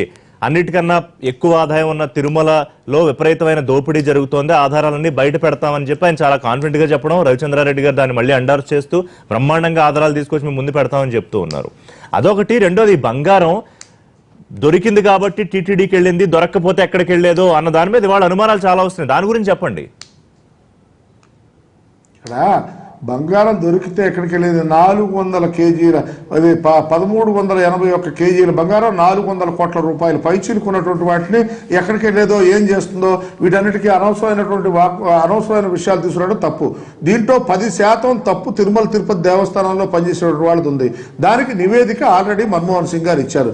ఇచ్చిన నివేదికలో కనుక ఏమన్నా పొరపచ్చాలు ఉంటే ఎట్టి పరిస్థితుల్లో వాళ్ళకి చేయాల్సినటువంటి శిక్ష చేయాల్సిన విధం ఏదైనా ఉందంటే తప్పకుండా చర్య తీసుకోవడానికి సీఎం గారు సిద్ధంగా ఉన్నారు. రెండోది, అనవసరమైన బురద చల్లడం నాకు అర్థం కాదు. ఇప్పుడు తిరుపతిలో వ్యవహారం జరిగింది, దాన్ని ఏదో బురద చల్లి దాన్ని తీసుకొచ్చి వెంకటేశ్వర స్వామిని తీసుకొచ్చి మాటిమాటికి ప్రజల్లో తీసుకొచ్చి అనవసరమైన విషయాల గురించి మాట్లాడటం చాలా బాధాకరంగా ఉంది. అక్కడ పుట్టినప్పటి నుంచి ఉన్నటువంటి భానుప్రకాష్కి చాలా పరిపూర్ణ అవగాహన ఉంది. నేనే ఇప్పుడు భానుప్రకాష్ని సపోర్ట్ చేయట్లా. అతను మాట్లాడిన విషయాలు ఏంటంటే అక్కడెక్కడో దొంగతనం జరిగితే వీటన్నిటికీ అక్కడ తెలుగుదేశం పార్టీకి అవకాశం ఉంది, లేకపోతేనేమో ఆయన రెడ్డి. ఎందుకంటే చైర్మన్ బాధ్యత ఎంతసేపటికి వచ్చిన వాళ్ళకి ఎవరు చైర్మన్ అవగానే వాళ్ళకి కలిగేది ఏంటంటే, బాబు నాకు ఎలవన్ ఇప్పిస్తావా, బాబు నాకు అభిషేకం ఇప్పిస్తావా, ఈ గొడవతోనే సరిపోతుంది వీళ్ళందరికీ. వీళ్ళకి అసలు వీటి గురించి ఎన్ని ఆస్తులు ఉన్నాయి ఏమున్నాయి తెలియదు. ఎవరో భానుప్రకాష్ లాంటి వాళ్ళు లోపల దాకా వెళ్ళి ఏం జరుగుతుందో ఇన్ఫర్మేషన్ తీసుకొచ్చి కోర్టులో పనిచేసేటువంటి 650 మంది ఎంప్లాయీస్ కి సంబంధించిన విషయంలో వాళ్ళందరినీ పర్మనెంట్ చేయాలని సీఎం గారి దగ్గర తీసుకెళ్లా. ఎలక్షన్ కదా అయిపోయిన తర్వాత చూద్దాం రామకోటయ్య, మనం ఆలోచన చేద్దాం, తప్పకుండా చేద్దాం అన్నారు. వాళ్ళందరూ దేవస్థానానికి ఐఎస్ఓ అయ్యేటువంటి ప్రసాదాన్ని తయారు చేసే మహనీయులు, వాళ్ళందరి విషయం కూడా ఆలోచన చేస్తున్నాం. ఇలా మంచిగా ఆలోచించండి. ప్రజలకు వెళ్ళేటువంటి విధానం మంచిగా వెళ్ళాలి, అంతేగాని ఇష్టం వచ్చిన విధంగా వెళ్తే చాలా వారికి నేను వినయపూర్వకంగా నమస్కరించుకుంటూ తెలియజేస్తున్నాను. భానుప్రకాష్ గారు, ఇందాక చెప్పినట్టుగా అక్కడ మీరు గతంలో మెంబర్ గా కూడా ఉన్నారు. సో ఈ కొన్ని కామెంట్స్ చేశారు విజయసాయి రెడ్డి గారు, తిరుమలలో గుప్త నిధుల తవ్వకాలు జరిగాయి అని చెప్పి. అప్పట్లో దాని గురించి మనం చర్చించుకున్నాం, మీరు కూడా డిబేట్స్ లో పార్టిసిపేట్ చేశారు, చాలా వ్యవహారం జరిగింది. దాంతోపాటుగా ఈ ఆస్తులన్నీ దేవాలయాలకు సంబంధించిన ఆస్తులన్నీ కూడా ఎవరో కైంకర్యం చేసేస్తున్నారు అనే ఒక ప్రధానమైన ఆరోపణ, తిరుమలకు సంబంధించిన ఆస్తులు ఏవో అయిపోతున్నాయన్న ఆరోపణ, ముఖ్యంగా ఈ బంగారం బయటపడిన తర్వాత మరింత ఎక్కువైపోవడం, ఇది ఖచ్చితంగా భక్తుల మనోభావాలకు సంబంధించిన విషయం ఒకటి. అలాగే రాష్ట్రంలో ప్రజలందరూ కూడా ఏం జరుగుతుందో తెలుసుకోవాలనుకుంటారు, వాళ్ళ ప్రైమరీ రైట్ అది. సో మీకు దీని మీద ఏమన్నా అభ్యంతరాలు ఉన్నాయా విజయసాయి రెడ్డి చేసిన కామెంట్స్ మీద, లేకపోతే వాటితో మీరు ఏమన్నా ఏకీభవిస్తున్నారా? గతంలో శ్రీవారి ఆలయంలో 5 గ్రాముల బంగారు డాలర్లు దాదాపు $300 కనపడట్లేదని చెప్పి నేనే ఆ రోజు ప్రెస్ మీట్ పెట్టి చెప్పడం జరిగింది. ప్రెస్ మీట్ పెట్టిన తర్వాత 1 గంట లోపల అక్కడ ఒక అధికారిని సస్పెండ్ చేయడం జరిగింది. దాని తర్వాత దాని మీద జస్టిస్ జగన్నాథరావు గారు, జస్టిస్ వాద్వా గారు, ఈ కమిటీలన్నీ సుప్రీంకోర్టు జడ్జెస్ అండి. వీళ్ళందరూ శ్రీవారి నగర్ మీద పూర్తిగా అవగాహనతో 1 సంవత్సరం పాటు వీళ్ళందరూ కలిసి దాని మీద ఒక రిపోర్ట్ ఇచ్చారు. శ్రీవారి నగలు ఎక్కడ వెళ్ళలేదు, అన్ని భద్రంగా ఉన్నాయని చెప్పి ఆ రోజు రిపోర్ట్ ఇచ్చారు. కానీ నేను ఈరోజు చెప్తున్నాను, శ్రీవారి ఆస్తులకు సంబంధించి మేము ధర్మకర్తల మండలి సభ్యులుగా ఉన్నప్పుడు దాని మీద ఒక సబ్ కమిటీ వేసి శ్రీవారి ఆస్తులు ఎక్కడెక్కడ ఉన్నాయి, ఈవెన్ 50 అంకణాలైనా సరే 100 అంకణాలైనా సరే ఎక్కడెక్కడ ఉన్నాయని చెప్పి పూర్తి స్థాయిలో ఒక నివేదిక కూడా మేము తయారు చేసాం మా ధర్మకర్తల మండలి. అప్పుడు ఆ రిపోర్ట్ కూడా ఇంకా ఉందండి దాంట్లో. ఎందుకంటే కొన్ని చిన్నవి కాపాడలేని పరిస్థితులు ఉన్నాము. మా ఎస్టేట్ అధికారి ఏం చెప్పారంటే కొన్ని 50 అంకణాలు 100 అంకణాలు ఉన్నాయి, దాన్ని కాపాడలేని పరిస్థితుల్లో దాన్ని ఏదైనా ఆక్షన్ వేసే అవకాశం ఉందా అంటే, ఎందుకంటే భక్తులు భగవంతుడి కోసం ఇచ్చారు, దాన్ని కాపాడలేము అని చెప్పే ధోరణితో మీరు మాట్లాడకూడదు. ఎక్కడన్నా అవకాశం లేని చోట చిన్న ఉంటే వేసి దాన్ని టీటీడీ డిపాజిట్ కింద దాన్ని మార్చని చెప్పి సబ్ కమిటీ మీద కూడా నిర్ణయం తీసుకోవడం జరిగింది. కానీ నేను ఈరోజు ఏం చెప్తున్నానంటే, మొన్న జరిగినటువంటి సంఘటనలో, ఈ బంగారు తరలింపు సంఘటనలో టీటీడీ వ్యవహరించిన తీరు భక్తుల్ని బాధ పెడతా ఉందండి. ఎందుకంటే ఆ రోజు వారు కానీ ఫోన్ చేసినప్పుడు అది టీటీడీకే వస్తానని చెప్పి ఎందుకు టీటీడీ అధికారులు చెప్పలేకపోయారో నాకైతే ఇప్పటివరకు కూడా అర్థం కాలేదు. నిన్న అట్లీస్ట్ ఈవో గారి ప్రెస్ మీట్ లో అయినా చెప్తారని నేను ఎక్స్పెక్ట్ చేశా. కానీ ఈవో గారు కూడా అది మాకు చేరేంత వరకు మాకు సంబంధం లేదు అన్నారు. అయ్యా ఈవో గారు, దయచేసి ఇది స్వామివారికి నగరికి సంబంధించిన వ్యవహారం కాబట్టి మీరు మాట్లాడేటప్పుడు పంజాబ్ నేషనల్ బ్యాంక్ మేము ఇచ్చేసాము. అదే స్వామివారి ఎంతనే అండి, 1 గ్రామ్ అయినా సరే వెంకటేశ్వర స్వామి బంగారు అంటే అంత ముఖ్యం అని చెప్పి నా వర్షన్ అది. కాబట్టి అంత నిర్లక్ష్యంగా ఎందుకు మాట్లాడేదో నాకైతే అర్థం కావట్లేదు. పంజాబ్ నేషనల్ బ్యాంక్ తప్పుంటే మీరు ఎందుకు దాన్ని ఓన్ చేసుకోలేకపోయారు? అది స్వామివారి రాశారు కదా. పంజాబ్ ప్రకాష్ గారు, వైసీపీ అనుమానం ఏంటంటే ఎవరో వెనకాలండి ఇన్ఫ్లుయెన్స్ చేస్తున్నారు అంటే, ఈవో ఇప్పుడు తమిళనాడు ఈసీ మీద ఒత్తిడి చేయడము, ఆ బంగారానికి సంబంధించి ఆదరాబాదరాగా హడావిడి పడ్డము, కన్ఫ్యూజ్ అవ్వడం, దీని వెనకాలంతా ఏదో జరుగుతోంది అనేది వైసీపీ ప్రధానమైన ఆరోపణ. టీటీడీ చైర్మన్ అని ఇందాక వారు అన్నారు, లేకపోతే అధికారిక పక్షానికి సంబంధించిన పెద్దలా అన్నారు. అంటే ఇన్ని అనుమానాలకు కారణం అవడానికి అనిపిస్తోంది. ఇది ఎవరైనా స్మగ్లర్, అదే ఇంతకుముందు చెప్పాను, ఇది ఉన్న స్మగ్లింగ్ వ్యవహారాలు ఏమన్నా ప్రైవేట్ వ్యక్తులు చేస్తుంటే మనం అనుమానపడొచ్చు. కానీ పంజాబ్ నేషనల్ బ్యాంక్ ఒక నేషనలైజ్డ్ బ్యాంకు, వాళ్ళు ఎందుకు తప్పు చేస్తారు? నా అనుమానం, వ్యక్తిగతంగా భానుప్రకాష్ గా నాకున్న అనుమానం, దాదాపు 400 కోట్ల రూపాయలు తెచ్చిన వ్యవహారం మంచిది కాదు. వితౌట్ ఎస్కాటు, వితౌట్ సరైన పేపర్లు, అది ఖచ్చితంగా వాళ్ళు తప్పుంది. కానీ స్వామివారి నగలని చెప్పి వేరే నగలు తీసుకొని వచ్చి తారుమారు చేయాల్సిన అవసరం ఒక బ్యాంక్ అధికారులకి ఎందుకు ఉందని చెప్పి నేను ప్రశ్నిస్తున్నా. అది విజయసాయి రెడ్డి గారు ఎందుకు ఏ కోణంలో ఆలోచించి దేని గురించి చెప్పారో నాకైతే అర్థం కావట్లేదు. విజయసాయి రెడ్డి గారు డిమానిటైజేషన్ వ్యవహారంలో గుర్తొచ్చి కూడా ఉండొచ్చు, రవిచంద్ర రెడ్డి గారు చెప్పాలి. ఎందుకంటే అప్పట్లో వ్యవహారంలో నేను ఈరోజు ఎన్టీవీ ద్వారా గోడల్లో డబ్బులు దొరకడం, ఈ మొత్తం వ్యవహారంలో టీటీడీ కూడా సమాధానం చెప్పేదాంట్లో పూర్తిగా నిర్లక్ష్యం వ్యవహరించింది. నిన్న నాకు తెలిసినటువంటి రిపోర్ట్ లో ఖచ్చితంగా టీటీడీ వైఫల్యం కూడా దాంట్లో ఉంటుందని చెప్పి నేను భావిస్తున్నా. ఎందుకంటే గతంలో మింటికి వెళ్ళేటప్పుడు ఇక్కడ నుంచి విజిలెన్స్ అధికారులు వెళ్ళేవారు ముంబై మింటికి. ఇప్పుడు వీళ్ళు దానికి హ్యాండ్లింగ్ ఛార్జెస్ ఏదో పే చేస్తున్నారు బ్యాంకర్స్ కి. ఈ తీసుకొని వెళ్ళి మింటి నుంచి వాళ్ళు బ్యాంక్ లో డిపాజిట్ చేసుకునే దానికంతా హ్యాండ్లింగ్ ఛార్జెస్ ఏదో పే చేస్తున్నారు. పే చేసినా సరే మన బంగారం కాబట్టి ఇంక మీటైనా సరే మన టీటీడీ కూడా స్వామివారికి సంబంధించిన ఆస్తి, స్వామివారికి సంబంధించిన కానుకలు కాబట్టి మనం కూడా కొన్ని జాగ్రత్తలు ఇక్కడి నుంచైనా తీసుకోవాలని చెప్పి నేను టీటీడీ యాజమాన్యాన్ని, రాష్ట్ర ప్రభుత్వాన్ని డిమాండ్ చేస్తున్నాను. రైట్, ఒక బ్రేక్ తీసుకుందాం. రామకోటయ్య గారు, బ్రేక్ తర్వాత మళ్ళీ ఇదే అంశం మీద మాట్లాడదాం. ఎందుకంటే ఇందాక వారిని పాయింట్ అడిగాను భానుప్రకాష్ గారిని, తిరుమలలో గుప్త నిధుల తవ్వకాల గురించి ఆయన వైసీపీ నేత విజయసాయి రెడ్డి చేసిన ప్రస్తావన గురించి కూడా ఏమిటి అంత కాన్ఫిడెంట్ గా ఎందుకు చెప్తున్నారు అనేది రవిచంద్ర రెడ్డి గారితో బ్రేక్ తర్వాత మాట్లాడదాం.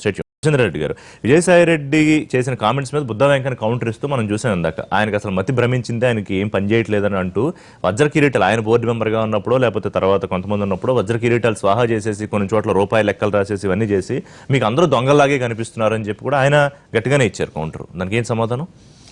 బుద్ధా వెంకన్న గారు మాట్లాడే వాటికి శాంక్టిటీ తక్కువ ఉండడంతో పాటు స్టాండర్డ్స్ ఉండవు. ఎందుకంటే ఆయన ఒక మతి ఉండి మాట్లాడినట్టు కాకుండా మందు కొట్టి మాట్లాడినట్టు మాట్లాడతాడు. అది క్వైట్ అబ్జెక్షనబుల్ సార్. పెద్ద చిన్న లేదు. ఇన్న ఆరోపణ గురించి సాత్వికంగానో లేకపోతే తార్కికంగానో ఏదైనా మాట్లాడదామంటే దాంట్లో సబ్జెక్ట్ ఉండదు.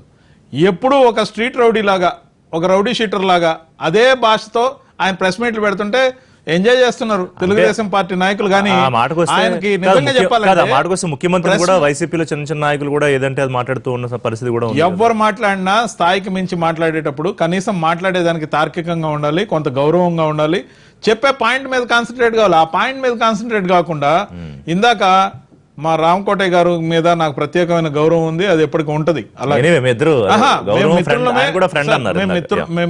మిత్రులుగానే ఉంటాం ఎప్పటికీ. కానీ నేను అనేది ఏంటంటే రామకోటయ్య గారు అంటే ప్రత్యేకమైన గౌరవం ఉన్నప్పటికీ క్వైట్ అబ్జెక్షనబుల్ మాట. ఒక ఫుడ్ ఆర్డర్ గురించి ఏదో స్విగ్గీలో ఆర్డర్ చేసినట్టు, ఇంటికి చేరితేనే పే చేస్తా ఉన్నట్టు, ఇంటికి చేరేదాకా పిజ్జా పాడైపోయినా మాకు సంబంధం లేదన్నట్టు, ఆ వేడి చల్లారిపోయినా. కానీ ఇది భగవంతుడి బంగారం సార్.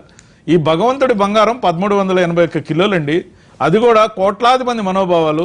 అందరినీ కాపాడే దేవుణ్ణి మనందరం కలిసి కాపాడుకోవాల్సిన పరిస్థితి తీసుకొచ్చిన ప్రభుత్వం. మనం ఆలోచించాలి ఎందుకు వచ్చింది ఈ పరిస్థితి అంటే 1381 కిలోల బంగారం స్విట్జర్లాండ్లో కొనుగోలు చేయడం జరిగింది. స్విట్జర్లాండ్లో కొనుగోలు చేసిన బంగారం దేశంలోకి వచ్చే ముందే, దేశంలోకి చేరకముందే ఇన్వాయిస్ ఎలా రైజ్ అయింది? మాకు చెప్పాలి ఈ ప్రశ్నకు సమాధానం.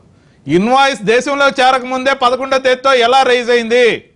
అది కావాలి. దాంతో పాటు ఒక 100 కోట్ల రూపాయలు ఏదైనా బ్యాంకుకు సంబంధించిన క్యాష్ అయినా కానీ తరలిస్తున్నప్పుడు బ్యాంకుకి ఎంత భయం ఉంటుంది సార్? ప్రజల డబ్బుని ఒక బ్యాంక్ నుంచి ఇంకో హెడ్ క్వార్టర్స్ కు తరలిస్తున్నా కూడా, పక్క జిల్లాకు తరలిస్తున్నా కూడా, జిల్లా నుంచి వేరే తాలూకాకు తరలిస్తున్నా కూడా దానికి సబ్స్టాన్షియల్ సెక్యూరిటీ ఇస్తారు. మరి ఇక్కడ సెక్యూరిటీ ఏమైంది? మరి దానికి సంబంధించిన లావాదేవీలకు సంబంధించిన ఇదిగో ఈ బ్యాంక్ నుంచి హెడ్ క్వార్టర్స్ నుంచి 100 కోట్ల రూపాయలు పలానా బ్యాంకుకి తీసుకెళ్తానని బిల్లు ఉంటుంది. దానికి లెడ్జర్లు లేకపోతే దానికి సంబంధించిన ఆధారాలన్నీ రెడీగా ఉంటాయి దాని సెక్యూరిటీతో పాటు. ఇక్కడ సెక్యూరిటీ లేరు. 400 కోట్ల రూపాయల బంగారం సెక్యూరిటీ లేదు. సెక్యూరిటీని కావాలని విస్మరించడంతో పాటు ఏదైతే బంగారాన్ని నిర్లక్ష్యంగా పంపించారో ఇదంతా స్విట్జర్లాండ్ నుంచి వచ్చింది కాబట్టి దొరికితే దేవుడి బంగారం కింద అప్పచెప్దాం, దానికి జమ చేద్దాం. తెలియగా 1381 కిలోలే కొన్నాం కాబట్టి అక్రమంగా తరలించింది ఎవరికి తెలియకుండా టాలీ చేద్దాం అనుకునే కుట్ర దీనిలో దాగి ఉందనేది వైఎస్ఆర్సీపీగా మాకున్న అనుమానాలు. అంతేకాకుండా భానుప్రకాష్ గారు ఒక మాట చెప్పారు. ఇందాక మొదట్లో ఇచ్చిన స్టేట్మెంట్ ప్రకారం 1381 కిలోల బంగారం విషయంలో 10% మాత్రమే టీటీడీకి రెస్పాన్సిబిలిటీ ఉందన్నారు. సెకండ్ స్టేట్మెంట్ లో 50% రెస్పాన్సిబిలిటీ ఉందన్నారు. ఈ రోజు జరిగి ఎన్ని రోజులైంది? రోజులు గడుస్తున్నాయి. ఒక నివేదిక కూడా వచ్చింది. ఈరోజు సిఎస్ గారి దగ్గరికి మన్మోహన్ సింగ్ గారు లాంటి నిబద్ధత కలిగిన ఆఫీసర్ నివేదిక ఇవ్వడం జరిగింది. ఇప్పటికైనా చర్యలేవి? ఏ వికెట్ ఎందుకు పడలేదు? ఏ అధికారి మీద ఎందుకు చర్య తీసుకోలేదు? ఒక క్వశ్చన్ పేపర్ లీక్ అయితే మరుసటి రోజుకి చర్య ఉంటుంది. అందరూ రోడ్డు ఎక్కుతారు, అందరూ వాటి గురించి సేఫ్టీ సెక్యూరిటీ గురించి ప్రశ్నిస్తారు. మరి ఈ విధంగా భగవంతుడికి సంబంధించిన బంగారంలో లావాదేవీలు మొత్తం అనుమానాస్పదంగా దేశంలోకి రాకముందే ఇన్వాయిస్ రైజ్ చేయటం, అసలు సెక్యూరిటీ లేకుండా పంపించడం, మాకున్న అనుమానాలు బ్యాంకుకి సంబంధించిన వాళ్ళతో కుమ్మక్కై దొరికితే మీ బంగారం దేవుడి బంగారం అని చెప్పండి, దొరక్కపోతే ఇది మేము తీసుకుంటాం, ఇది మేమే కొన్నాం కాబట్టి దాన్ని అలాగే ఉంచండి అని చెప్పారనేది మాకున్న అనుమానాలు. నివృత్తి చేయండి. ఎందుకు చేయరు? అంతేకాదు నివృత్తి చేయకపోవడంతో పాటు ఇప్పటి వరకు సంబంధిత అధికారుల మీద ఏం చర్యలు తీసుకున్నారు? ఒక్కరినంటే ఒక్కరిని కూడా ఎందుకు సాక్ చేయలేదని దేవుడు అడుగుతున్నాడు. నేను కాదు అడిగేది, దేవుడు అడుగుతున్నాడు. దేవుడి తరపున మనిషిగా నేను అడుగుతున్నా. మీరందరూ భక్తులే కదా, మీరు కూడా అడగాలి. సో ఇప్పుడు ఆ దేవుడికి ప్రత్యక్షంగా దేవాదాయ శాఖ ప్రతినిధిగా సలహాదారుగా రామకోటయ్య గారు ఏం చెప్తారు వినే ముందు భానుప్రకాష్ గారు మీరు రైజ్ చేశారు ఏదో మాట్లాడదామని. మీకు ఏమైనా అబ్జెక్షన్ ఉందా రవిచంద్రారెడ్డి కామెంట్స్ లో? కామెంట్ నేను ఒకటి గుర్తు చేయదలుచుకున్నాను. చెప్పండి. ఇది మెచ్యూరిటీ అవుతుందని చెప్పి అందరికి తెలుసు. బోర్డులో ఎందుకు నిర్ణయం తీసుకోలేదు దాన్ని రెన్యూవల్ చేసేదానికి? మెచ్యూరిటీ అయిపోతుందని తెలుసు. ఇప్పుడు దాన్ని ఇక్కడ నుంచి తరలించేందుకు రెన్యూవల్ చేసి ఉండొచ్చు కదా. చిన్న క్లారిఫికేషన్. ఎప్పుడైతే రెన్యువల్ కి బోర్డు చర్యలు తీసుకోలేదో అక్కడి నుంచి మనం ఆ బంగారం తరలించకుండా ఆటో రెన్యువల్ దానికి కూడా ఉంటది సంబంధిత rate of interest auto renewal అయి ఉండాలి. వీళ్ళు వద్దంటే ఎందుకంటే దొరికింది కాబట్టి అది బ్యాంక్ నుంచి వస్తుందని చెప్పారే కానీ ఇది దొరక్కపోయి ఉంటే ఎవరు కొన్న దొంగ బంగారం అని చెప్పాలి. అన్ని బార్స్ రూపంలో ఉన్నాయి. అడుగుతున్నా నేను. అవును సార్, అవును, నేను అనేది అదే. స్విట్జర్లాండ్ ముద్ర ఉన్న ఈ బంగారం ఎగ్జాక్ట్ 1381 కిలోలు కొన్న ఈ బంగారం ఎవరు కొన్నారు అది మేము అడుగుతున్నాం. అది బ్యాంకు కొంటే బ్యాంక్ ఇంతవరకు ఆధారాలు చూపించలేదు. దానితో పాటు చూపించిన దానికి సంబంధించి ముందుగా ఇన్వాయిస్ 11వ తేదీ రేటుతో ఎవరేశారు? దేశంలోకి బంగారం రాకముందే ఆ ఇన్వాయిస్ కథ ఏంటి? ఆ ఇన్వాయిస్ ఎందుకు వేసారో చెప్పాలి జనానికి. రామకోటయ్య గారు, దొరికితే దేవుడిది, దొరకకపోతే ఎవరిది? ఇదే ఇప్పుడు ప్రధానమైన ప్రశ్నగా మిగిలిపోయింది. నాకు రవిచంద్రారెడ్డిని చూస్తుంటే చాలా బాధాకరంగా ఉంది. ఇప్పుడు ఒక కామెంట్ చేస్తూ ఆయన బుద్ధా వెంకన్న గారి గురించి మాట్లాడారు, సంతోషం. అసలు రవిచంద్రారెడ్డి మీరు మాట్లాడే వాటిలో అసలు ఆలోచన మీరు చేస్తున్నారా? ఇవాళ మీరు ఒక విషయాన్ని అర్థం చేసుకోండి. ఇవాళ హిందూ పేపర్, మనం ఏం చెప్పలేదు, హిందూ పేపర్ 5వ పేజీలో ఇది చూస్తున్నటువంటి వాళ్ళు ఎవరైనా సరే ఒకసారి ఆలోచన చేయండి. తిరుమల తిరుపతి దేవస్థానంలో జరిగినటువంటి ఏదైతే దొంగ క్రౌన్కు సంబంధించిన విషయం ఉందో దీనికి సంబంధించిన విషయాల్లో దొంగ దొరికాడని చెప్పి రాయటం జరిగింది. దాన్ని ఇవాళ మీ విజయసాయి రెడ్డి గారు ఇవాళ దాని గురించి మాట్లాడతారు. దొంగని అరెస్ట్ చేశారని చెప్పి చెప్పారు. ఇది రామకోట ప్రింట్ చేయించింది కాదు, ఇది ఆ హిందూ పేపర్ ఏదైతే ఉందో వాళ్ళు ప్రింట్ చేసినటువంటి విధానం ఒకసారి అబ్జర్వ్ చేయండి. నెంబర్ 1. రెండోది ఏంటంటే భారతదేశం మొత్తంలో వెళ్తుంది, ఇది ఒక రోజులో ఒక చోటకి వెళ్ళేది కాదు. రెండో విషయం ఏంటంటే ఏదైతే బంగారం విషయంలో 400 కోట్ల రూపాయల పైచీలకు బంగారం విషయం ఏదైతే ఉందో ఈ 1300 కరెక్ట్గా 1381 కేజీలు కొన్నారంటున్నారు కదా. కొన్న వాళ్ళు ఎవరు కొంటారు? స్విట్జర్లాండ్ బంగారం ముద్ర కనుక వేస్తే కనుక అది స్విస్ ముద్ర కింద వస్తుంది కాబట్టి ఆ దేశంలో వచ్చిన దాన్ని ఇక్కడ మనం కూడా చెక్ చేసుకునేప్పుడు ఈజీగా ఉంటుంది, 100% ప్యూరిటీ ఉంటుంది కాబట్టి దాన్ని మనం పరిగణలో తీసుకుంటాం. దురదృష్టం కొద్దీ భారతదేశంలో కూడా మనకి మింట్లో అన్ని రకాల అవగాహనలు ఉన్నా కూడా స్విట్జర్లాండ్ బంగారం అనేది పరిపూర్ణమైనటువంటి బంగారం కాబట్టి అక్కడి నుంచి తీసుకొచ్చి కొనుక్కుని వచ్చుంటారు. వాళ్ళకి అక్కడ చౌకగా వస్తే కనుక అక్కడ కొనడానికి అవకాశాలు ఉన్నాయి కాబట్టి బ్యాంకు వాళ్ళు కొంటారు. అది బ్యాంకుకిను దానికి ఉన్న సంబంధం లావాదేవీలు. ఆ రోజున ఎవరైతే డిపాజిట్ చేసే రోజున భానుప్రకాష్ రెడ్డి కూడా దాంట్లో ఒక మెంబర్గా ఉన్నారు. ఆ రోజు డిపాజిట్ చేసినప్పుడు 1311 కేజీలు చేశారు. ఇవాళ శ్రీవారికి ఉన్నటువంటి 9250 కేజీల బంగారం ఏదైతే ఉందో ఆ బంగారం పరిపూర్ణంగా వివిధ బ్యాంకుల్లో డిపాజిట్ చేసిన దాని మీద 1.75% ఇంట్రెస్ట్ వస్తుంది. ఈ విషయం అందరికీ తెలిసిన విషయమే. మీరేంటంటే ఆ వాస్తవాలు ఎవరైతే ఇంకొక ఆరోపణ చేస్తున్నారో అదేవిధంగా మీరు కూడా అవాస్తవమైన ఆరోపణ చేసి తక్కువ అవుతున్నారు. రవిచంద్రారెడ్డి గుర్తుపెట్టుకోండి, ఏంటంటే నేను ఇందాక మీకు చెప్పింది ఏంటంటే ఒక చిన్న పిజ్జా కొంటే కనుక సంతకం పెట్టకపోతే ఏ విధంగా అయితే కౌంట్ లోకి రాదు, అదే విధంగా ఈ బంగారం కూడా లోపలికి వచ్చేప్పుడు మన దగ్గర రాకపోతే కౌంట్ లోకి రాదు అనే విషయాన్ని మీకు చెప్పడం జరిగింది తప్పితే నేను అవాస్తవాలు మాట్లాడలేదు మిత్రమా. దయవుంచి అర్థం చేసుకోండి. నేనేమంటానంటే ఒక చిన్న 200 రూపాయలు పెట్టి పిజ్జా కొంటే ఆ పిజ్జా మనకు డెలివరీ అవ్వకపోతే మనం ఏ విధంగా అయితే రెస్పాండ్ అవుతామో అదే విధంగా ఈ రెస్పాన్సిబిలిటీ. దీంట్లో తిరుమల దేవస్థానం తప్పు మన్మోహన్ సింగ్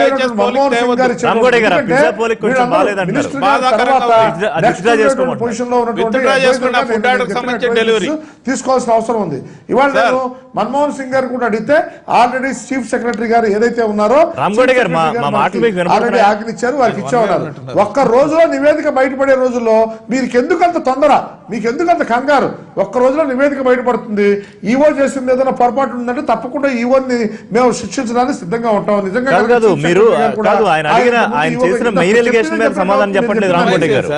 తప్పు చేస్తే రామకోట గారు ఆయన ప్రధానమైన ఎలిగేషన్ 17వ తారీఖు వీళ్ళు పట్టుకున్నారు. అది దేశంలోకి దిగకముందే 11వ తారీఖు ఇన్వాయిస్ ఎలా ఆయన శిక్షిస్తాడు. ఆయనకు అన్ని విషయాలు తెలుసు. దీంట్లో ఏమైనా తప్పు జరిగితే ఆయన తెలుసు. ఎవరికి? అధికారి క్యాపబిలిటీ లేకుండా కూడా ఆయన మనిషిని అక్కడ ఉంచడు. అది చాలా ఇంపార్టెంట్ విషయం. మనకు కనుక అక్కడికి వెళ్తే దర్శనం చేసుకోవడానికి అవకాశం లేకపోతే మనకు అవకాశం ఉండి బోర్డు మెంబర్ కూడా దర్శనం చేసుకోవడానికి లేకుండా వెనక్కి వచ్చి స్వామివారు ఇలాగే చేస్తున్నారు. స్వామివారు ఇలాగా కామెంట్ చేస్తున్నారు. ఎందుకంటే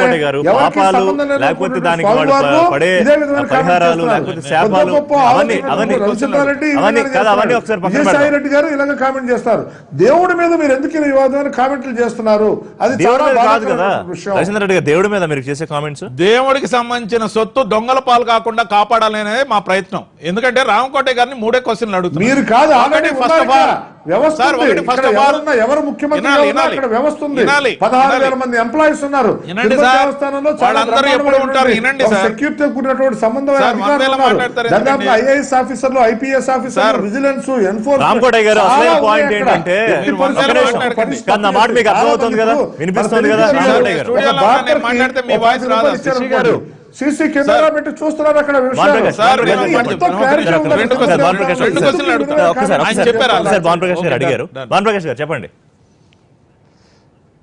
అదే బోర్డులో ఎందుకు నిర్ణయం తీసుకోలేదు అంటున్నా, బ్యాంక్ డిపాజిట్ రెన్యువల్ ఎందుకు నిర్ణయం తీసుకోలేదు అని అదే అడుగుతున్నా. అడుగుతున్నాం, but రామ్ కోటయ్య గారు దాన్ని చెప్పట్లా. ఒకటి ప్రజలకు తీసుకొని వచ్చి ఇక్కడ పెట్టుకొని బాను అదొకటి- అది ఎన్నికల దయచేసి దానికి సందర్భంగా సమాధానం చెప్పాలి. ఎన్నికల బోర్డులో సందర్భంగా రెన్యూల్ తీసుకుంటే బోర్డు బాగుండేది. ఏదైతే ఉందో బోర్డు చైర్మన్ ఆయన ఎక్కడ రిజైన్ చేశారు. బోర్డు అన్న చైర్మన్ ఫిబ్రవరి రిజైన్ చేశారు. ఫిబ్రవరి ఎన్నికల సందర్భంగా. మార్చిలో నోటిఫికేషన్ వచ్చింది. ఫిబ్రవరి ఆ సందర్భంగా ఫిబ్రవరిలో తీసుకొని ఉండాలి. Sir, before that Ram Kotaiah garu, before the notification February renewal notification ఏంటంటే ఆ రోజు జరిగిన నా రివ్యూ తీసుకునేటప్పుడు అన్ని తెలుస్తుంది మనకు, బోర్డు మెంబర్స్ అన్ని తెలుస్తుంది. అనుకోకుండా అక్కడ ఏమైందంటే లోకల్లో ఉన్నటువంటి కొంతమంది మనుషులు తీసుకెళ్లి అక్కడ ఏంటి గలాట జరిగింది. వీళ్ళందరికీ పర్మినెంట్ చేయాలి, ఫారెస్ట్ వాళ్ళని పర్మినెంట్ చేయాలి, పోర్టు వాళ్ళని పర్మినెంట్ చేయాలి అని అక్కడ గలాట జరిగింది. ఆ సందర్భంలో ఇంపార్టెంట్ ఇష్యూ కదా, 400 కోట్లు జరిగింది. 400 కోట్లు.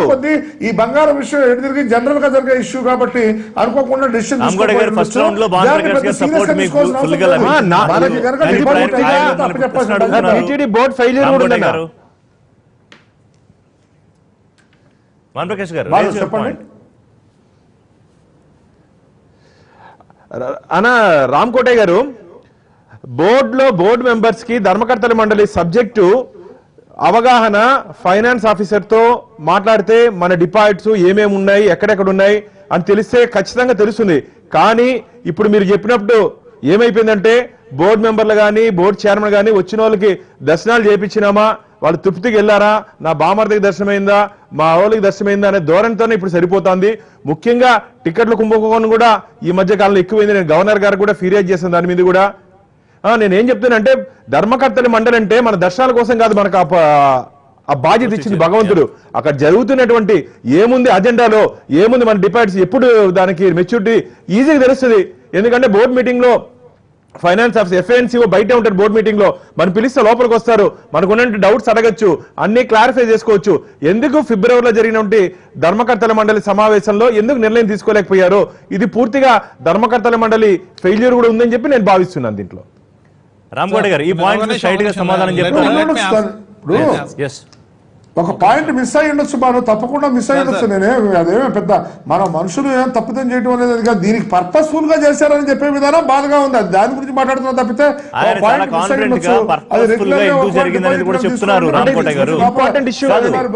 మళ్ళీ వేయడానికి పొరపాటు అయితే ఓకే, అది మానవ సహజమా లేకపోతే మిషన్ చేస్తాయని కాదు, కానీ పర్పస్ఫుల్ గా ఎలా జరిగిందో చెప్తామని చెప్తున్నారు కదా వైసీపీ. ఇది పొరపాటు కానే కాదు, దొరికినందుకు గ్రహపాటు అని బాధపడుతున్నారు ఎవరైతే సంబంధిత పెద్దలు ఉన్నారో. అన్ని ఆధారాలతో సహా బయట పెడతాం. ముఖ్యంగా రాంకోటే గారు 3 మాటలు, ఒకటి ఫుడ్ ఆర్డర్తో కంపేర్ చేసిన మాటలు మీరు దయచేసి విత్డ్రా చేసుకోండి. భగవంతుడికి భక్తులకు సంబంధించిన అంశం ఇది, దయచేసి దాంతో దీన్ని కంపేర్ చేయొద్దు.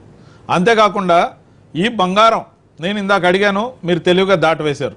దేశంలోకి రాకముందే ఇన్వాయిస్ ఎందుకు వేశారు, ఆ డేట్తో ఇన్వాయిస్ ఎలా వచ్చింది? 1. 2, ఏదైతే సంబంధిత బంగారానికి అధికారులు ఎవరైతే పర్యవేక్షణలో ఉండాలో సబ్స్టాన్షియల్ సెక్యూరిటీ ఉండాలో ఎందుకు లేదు? దాంతోపాటు ఏదైతే ఆ బంగారానికి సంబంధించిన వ్యాలిడ్ డాక్యుమెంట్స్ ఉండాలో ఎందుకు లేవు? దాని తర్వాత టీటీడీ బోర్డు 2015లో డిపాజిట్ చేసిన దాన్ని ఈ విధంగా 3 సంవత్సరాల్లో అది మెచ్యూరిటీకి వస్తుంది. దాని మీద నిర్ణయం తీసుకోవాల్సిన డేట్లో బోర్డు చైర్మన్ ఎందుకు నిర్ణయం తీసుకోలేదు? బోర్డు చైర్మన్ నిర్ణయం తీసుకోకపోతే ఆ తప్పిదం బోర్డు చైర్మన్ అవునా కాదా, ఈఓది అవునా కాదా? ఒకవేళ తీసుకోనందుకు వాళ్ళ మీద చర్యలు ఉంటాయా లేవా? ఆ చర్యలు తీసుకోవాల్సిన బాధ్యత సకాలంలో మీరు తీసుకోలేదనేది కూడా మా ఆరోపణ. దాంతోపాటు ఒకవేళ బోర్డు చర్యలు తీసుకొని వాళ్ళ నిర్ణయాన్ని బ్యాంకుకి తెలియపరచకపోతే టీటీడీకి సంబంధం లేకుండా మెచ్యూరిటీ అయిపోయిందని మీ బంగారాన్ని వాళ్ళంతటి వాళ్ళు తీసుకొని ఎలా రాగలరు? మీ ఆర్డర్ రావాలి కదా. నేను ఒక చిన్న ఎగ్జాంపుల్ చెప్పదలుచుకున్నా. ఈ విషయంలో నేను ఒక చిన్న ఎగ్జాంపుల్ చెప్పదలుచుకున్నా. మీరు 1 లక్ష రూపాయలు బ్యాంక్ లో ఫిక్స్డ్ డిపాజిట్ వేశారండి. ఫిక్స్డ్ డిపాజిట్ వేసింది రెన్యువల్ కి డేట్ వచ్చింది లేదా మెచ్యూరిటీ డేట్ వచ్చింది. మెచ్యూరిటీ డేట్లో ఏదర్ మీరు పోయి తీసుకోవాలి, లేకపోతే ఆటో రెన్యువల్ సిస్టమ్ ఉంటుంది. అలా కాదు, రెన్యువల్ డేటు మీరు రాలేదు, లేకపోతే మీరేం నిర్ణయం తీసుకోలేదు కాబట్టి బ్యాంకుకి సంబంధించిన అధికారి చేతిలో ₹1,00,000 పట్టుకొని మీ ఇంటికి వస్తున్నాడు అంటే దానికి ఏం ఆధారాలు లేవు. ఆ ₹1,00,000 దారిలో పోతే దేవుడు సొత్తు దొంగలు ఎత్తుకుపోయినట్టే కదా. అంటే మీ దాకా ఆ ₹1,00,000 రావు కదా, మీరు డిపాజిట్ చేశారు అంటే భగవంతుడు సొమ్ము కాబట్టే కదా మీకు ఇంత నిర్లక్ష్యం. అదే సొంత సొమ్ము అయితే ఇంత నిర్లక్ష్యం ఉండదు కదా. దీంట్లో లోపాయికారి వ్యవహారం ఉంది. దేశంలోకి బంగారం రాకముందే దొంగ ఇన్వాయిస్ వేశారు, దాంతో పాటు బ్యాంకింగ్ సంబంధించిన వాళ్ళని లోపరుచుకున్నారు. వాళ్ళని మీకు అనుకూలంగా మార్చుకొని ప్రాక్సీగా బంగారాన్ని మీరే కొన్నారు. ఆ కొన్న బంగారాన్ని అక్రమంగా తరలిస్తున్నారు. దొరికిపోబట్టి దొంగదారిలో వేపం పట్టనే దొంగదారిలో అడ్డదారిలో ఎందుకు తీసుకొచ్చారు ఈ బంగారాన్ని అడుగుతున్నా. హైవే మీద కాకుండా, లేకపోతే ప్రాపర్ సెక్యూరిటీ లేకుండా, ప్రాపర్ డాక్యుమెంట్స్ లేకుండా సంబంధం ఉంది మీకు. ఒక నిమిషం, భాను ప్రకాష్ గారు ఏం చూపిస్తున్నారు అన్న? నేను ఫైనాన్స్ సెక్రటరీకి లెటర్ రాశాను. Okay, finance secretary government of India ఆ రోజు జరిగినటువంటి అన్ని అంశాల మీద క్షుణ్ణంగా పరిశీలించి విచారణ జరిపించండి అని ఈ కాపీ అందరికి పెట్టాను. మన సిఎస్కి పెట్టాను, డీజీపీకి పెట్టాను, పంజాబ్ నేషనల్ బ్యాంక్ సిఎండికి పెట్టాను. ఇది మొత్తం నీట్ గా దాంట్లో డ్రాఫ్ట్ చేశాను. ఇంకోటి దాంట్లో అనుమానం, దాంట్లో ఇంకో వర్డ్ కూడా యూజ్ చేశాము. పొరపాటున ఎలక్షన్ కమిషన్ అని చెప్పి ప్రైవేట్ వ్యక్తులు కూడా ఆ రోజు బంగారాన్ని దారి తెప్పించుంటే ఏం చేస్తుంటారు. ఎగ్జాక్ట్లీ, ఎందుకంటే అది వచ్చినటువంటి డూపింగ్ జరిగిందని కూడా లెటర్ పెట్టాను నేను దాంట్లో. ఒకవేళ పొరపాటున అలాంటి సంఘటన ఏదైనా జరిగి ఉంటే ఎవరు సమాధానం చెప్తారు. 400 కోట్లు స్వామివారి బంగారం అది. ఇవన్నీ నేను లెటర్లో నీట్ గా రాసి పంపించానన్నా. ఖచ్చితంగా తప్పు చేసిన వాళ్ళకి శిక్ష పడాల్సిందే. దీంట్లో అందరు తప్పు ఉంది. ఎందుకంటే రెన్యువల్ చేయకుండా ఆలస్యం చేసినటువంటి నిర్ణయం తీసుకోకుండా ఆలస్యం చేసినటువంటి బోర్డుకు ఉంది. సరైన సమాధానం చెప్పకుండా ఆ రోజు ఐటీ అధికారులు కానీ ఎలక్షన్ కమిషన్ కానీ అడిగినప్పుడు మాకు సంబంధం లేదని చెప్పి టీటీడీ అధికారులు ఎందుకు సమాధానం చెప్పారో దానికి సమాధానం చెప్పాల్సిన అవసరం ఉంది. పంజాబ్ నేషనల్ బ్యాంక్ అధికారులు ఇంత నిర్లక్ష్యంగా without security, without relevant papers ఎందుకు వచ్చారు, వీటన్నిటికీ సమాధానం చెప్పాల్సిన అవసరం ఉంది. భాను ప్రకాష్ గారు, ఈ ఇన్వాయిస్ సంబంధించి రవిచంద్ర రెడ్డి గారు పదే ఏదైతే రేస్ చేస్తున్నారో దేశంలో బంగారం రాకముందే ఇన్వాయిస్ ఎలా రైజ్ అయింది గురించి అదేమన్నా మీరు మెన్షన్ చేశారా? ఆ డేట్ అందుకని అడిగామన్నా. అందుకనే మేము దాన్ని కాపీ టు సివిసి కూడా పెట్టా. కాపీ టు సివిసి పెట్టాను, పంజాబ్ నేషనల్ బ్యాంక్ సిఎండికి పెట్టాను, ఫైనాన్స్ సెక్రటరీకి పెట్టాను. క్షుణ్ణంగా ఖచ్చితంగా అన్ని వాస్తవాలు శ్రీవారి భక్తు ముందు పెట్టాల్సిన బాధ్యత రాష్ట్ర ప్రభుత్వం మీద ఉంది, టీటీడీ మీద ఉంది. ఎగ్జాక్ట్లీ. రామ్కోటే గారు చెప్పండి సార్. ఎస్, నివేదిక రేపే బయటపెట్టమని చెప్పండి. రవిచంద్రారెడ్డి కొన్ని విషయాలు చాలా బాగా మాట్లాడుతున్నారు, కొన్ని విషయాలు తేడాగా మాట్లాడుతున్నారు.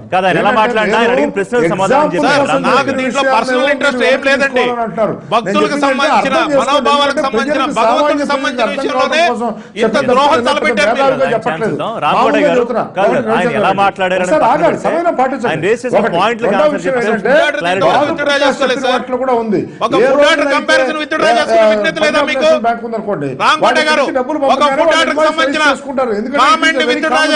దాన్ని నేను మనం సమర్థించాల్సిన తెలుగుదేశం పార్టీ కానీ ఇక్కడ సంబంధం లేదు. మాటి మాటికి గుడ్డ కాల్చి నిజంగా మంచి నాయకుడు చంద్రబాబు నాయుడు విధానాల్లో విధానం చాలా బాధాకరంగా ఉంది.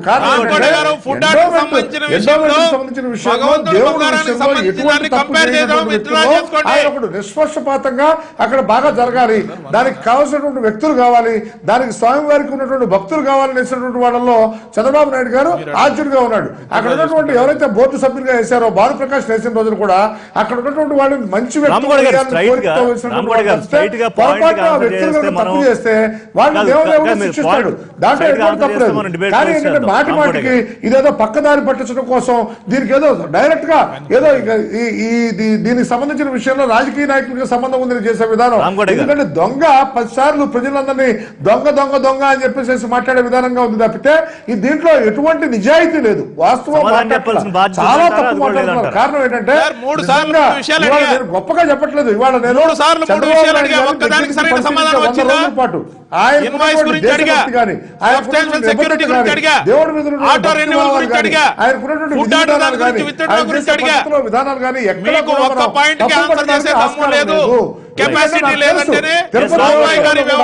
ఎవరైతే కిరణ్ జైవో ఇవాళ ఆయన బాగా పనిచేస్తుంటే ఆయన్ని మనం సపోర్ట్ చేస్తున్నాం. ఆయన ఎందుకు సపోర్ట్ చేస్తున్నావు? సర్టిఫికెట్లు అవి కాదు. బాగా పనిచేస్తే కాదు. ఆయనలో ఏదైనా ఎవరు పాపం బాగా చేశాడు, పనిచేశారు, ఎవరికి కావాలి సార్? అది కాదు చూపిస్తే దాన్ని పాయింట్. తప్పకుండా రామకోట గారు ఆయన వాటిని అడిగిన పక్కన ప్రశ్నలకు సమాధానం పెడతాం. రాలేదు, ఎటువంటి అభ్యంతరం రాకపోతే లేదు. అనుమానాలు అలాగే నిజమైన ఉండిపోతాయి. విషయాన్ని మీరు కామెంట్ నేను చేయాలి. అడిగిన ఇప్పుడు questions కి బాబు ఒక్కదానికి కూడా రాశాడు. సమాధానం చెప్పలేదు. లెటర్ రాశాడు. లెటర్ రాసిన దానికి నేను చాలా క్లియర్ గా క్వశ్చన్ చెప్తున్నాను. రామకోటయ్య గారు, రామకోటయ్య గారు, మీకు ఇచ్చిన పదవికి 4 రోజులే. దానికోసం మీరు ఇంతగా కవర్ చేయడం ఎందుకు? ఎందుకు రాశారు?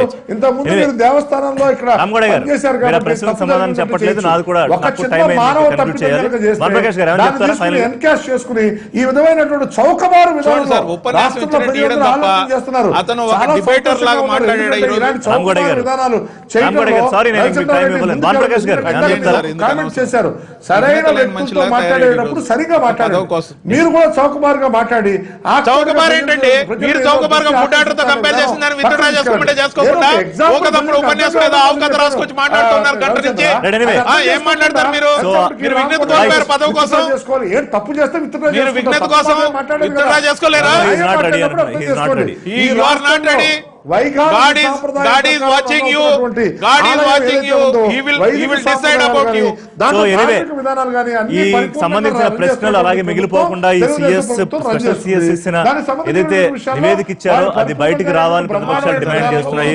ఇక పాపాలు శాపాలు సంగతి తర్వాత, కానీ ఏం జరిగిందో తెలుసుకోవాలని ప్రజలు అనుకుంటున్నారు కాబట్టి చెప్పాల్సిన బాధ్యత అధికారుల మీద కూడా ఉంది అని చెప్తూ ఈ డిబేట్ కన్క్లూడ్ చేద్దాం. Thank you very much Ravichandra Reddy గారు, థ్యాంక్ యూ రామకోట గారు, థ్యాంక్ యూ భానుప్రకాష్ గారు, thanks for watching, keep watching NTV.